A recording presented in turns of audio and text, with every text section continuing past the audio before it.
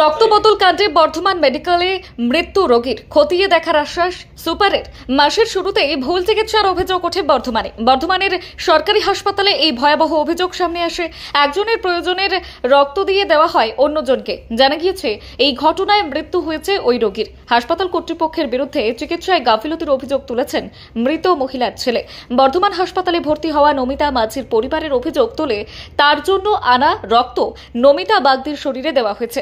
জানা গিয়েছে নমিতা বাগদির রক্ত দেওয়ার শুরু হতেই তিনি অসুস্থ হয়ে পড়েন, তাকে আইসিইউতে স্থানান্তরিত করা হয়। যদিও শুক্রবার সকালে তার মৃত্যু হয়েছে।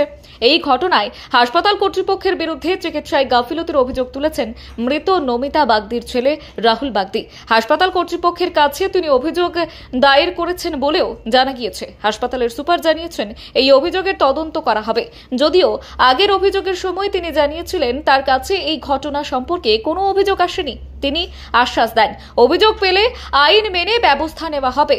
পূর্ব বর্ধমানের ভাতারের বাসিন্দা নমিতা মাঝিকে ভর্তি করা হয় হাসপাতালে। 53 বছরের নমিতা রক্তাল্পতার রোগী। তাকে বর্ধমান মেডিকেল কলেজের জরুরি বিভাগে ভর্তি করা হয়।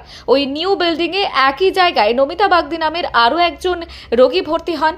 নমিতা মাঝির পরিবারের দাবি, তাদের দুটি কাগজ দিয়ে ব্লাড ব্যাংক থেকে রক্ত আনতে বলা হয়। নমিতা মাঝির ছেলে সঞ্জিত মাঝির দাবি, সেই রক্ত নমিতা মাঝির বদলে নমিতা বাগদি নামে অন্য একজনেরকে দেওয়া হয়। ঘটনা বলতে ওই রক্ত দেওয়ার পর ওই বাড়াবাড়ি হলো, দিয়ে বললে যে তা তোমরা ইয়েতে ভর্তি করো, কি নামটা, 5 তলায় ভর্তি করো। আমরা 5 তলা বললাম যে তা কী করে দেবো, বলছে দিলে ভালো হবে, ওখানে ভালো ডাক্তার আছে, ওইখানেই ভর্তি করো। ভর্তি করতে তো টাকা লাগবে, বললে হ্যাঁ তা লাগবে, 400 টাকা করে লাগবে দৈনিক। এখন ভয়ের তরসে এখন বললাম যে হ্যাঁ তাই দেওয়া হবে, যাতে ভালো হয়ে যায়। তো ওই তো দিলাম, ওই তো মরে গেল আজকে ভোরে। পুজো পরের দিন সাপে কেটেছিল, নিয়ে সিএনএ ভর্তি করেছিলাম। সিএন থেকে এখানে ট্রান্সফার করেছি। এখানে ট্রান্সফার করার পর রোগী রিপোর্টের পাচ্ছিল না রিপোর্ট। নিয়ে দুদিন রিপোর্ট করার পর রিপোর্ট পেয়েছে, বলছে চন্দ্রপুর সাপে কামড়াইছে।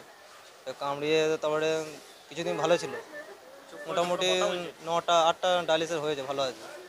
10টা ডায়ালিসিসের পর তোমার রক্ত নমিতা মাঝি ব্লাড তোমার নমিতা বাগদি আমার মাকে দিয়েছে। তারপর পেশেন্টের হাত মাত সব ফুলে যাওয়া একাকার, আইসিতে ভরেছে।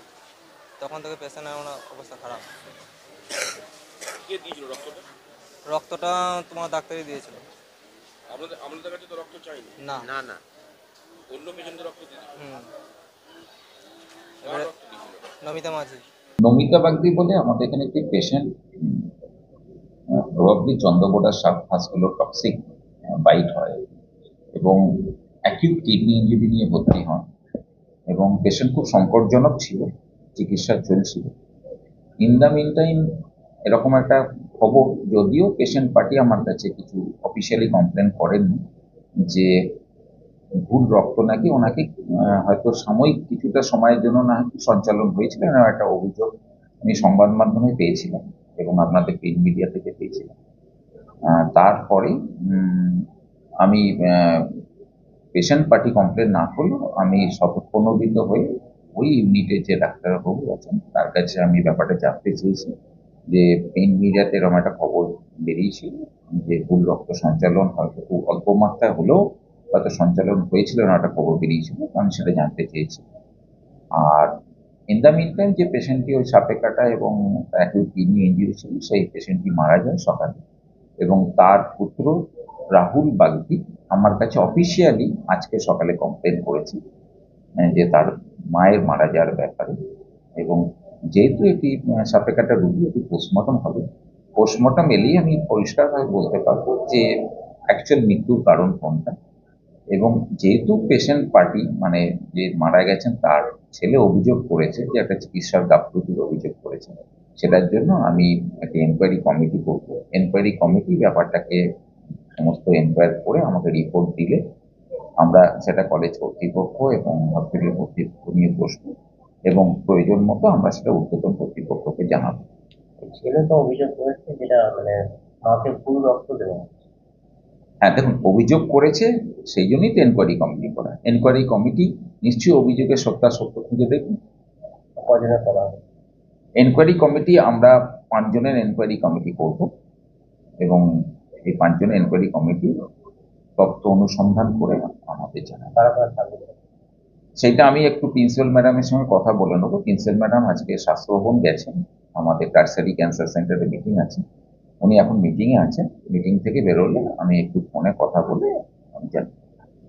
এখন ময়নাতদন্তে পাঠানো হবে। হ্যাঁ, পোস্টমর্টম হবে, যেহেতু একটি সাপে কাটা রোগী, পোস্টমর্টম হবে। পোস্টমর্টম হলেই মৃত্যুর সঠিক এবং কারণটাও জানা যাবে।